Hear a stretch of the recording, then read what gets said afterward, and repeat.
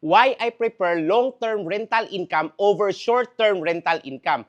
Una, stable income. Kani magong stable income, predictable ug consistent ang imuhang monthly rental. Wala na kay kuy daghang hunahunahon, usara ka amount ako hunahunahon each month. Ikaduha, lower turnover. Ngano? Kay maximum of 12 months or 24 months man ang ako ang tenure sa akong pagpaabang. So dili kay ko mahasol nga mawagtangan ko og tenant every 1 month or every 2 months or every 3 months. At the same time, fewer ang ako ang cost of advertisement. Dili ko sigig posting nga available ang ako ang rental properties. Ikatulo, reduce management effort. So dili kinahanglan ko nga mag-atubang dito in a daily basis nga transaction.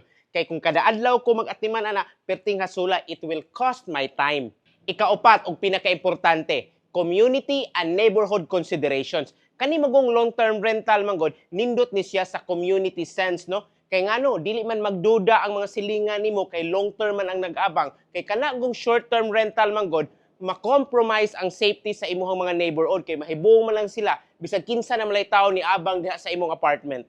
And take note, if you want a higher income, go for short-term rental or transient. Pero kung ganahan ka og walay hassle and it will maximize your time in doing the things that you really love, go for long-term rental income.